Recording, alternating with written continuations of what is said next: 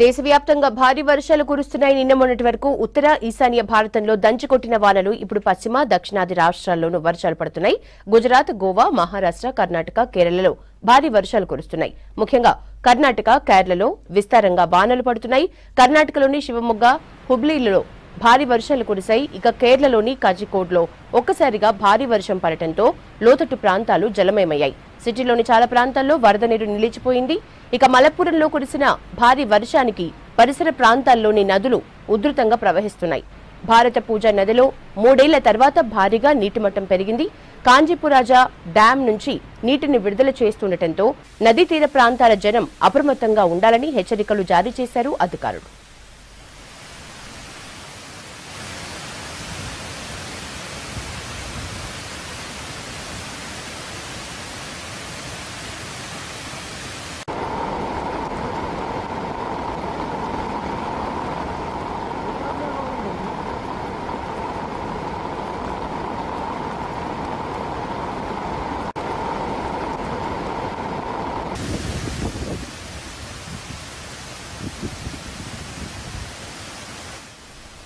భారీ వర్షాలతో కొండ చర్యలు విరిగిపడటంతో మున్నార్ పుపారా జాతీయ రహదారి గ్యాప్ రోడ్డుని మూసేశారు.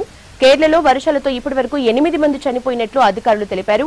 భారీ వర్ష సూచన 8 జిల్లాల్లోని స్కూళ్లు, కాలేజీలకి సెలవు ప్రకటించడంతో పాటు అన్ని పరీక్షల్ని వాయిదా వేశారు. ఈ నెల 22 వరకు కేరళలో భారీ నుంచి అతి భారీ వర్షాలు కురుస్తాయని ప్రకటించింది ఐఎండీ. అలాగే మలప్పురం, కజికోడ్, వైనాడ్, కన్నూర్, కాసర్గఢ్ జిల్లాలకు ఆరెంజ్ అలర్ట్, మరో 7 జిల్లాలకు ఎల్లో అలర్ట్ జారీ చేసింది. భారీ వర్షాలు, వరదలు వచ్చే అవకాశం ఉండటంతో మత్స్యకారులెవరూ సముద్రంలోకి చేపల వేటకు వెళ్లొద్దని సూచించింది.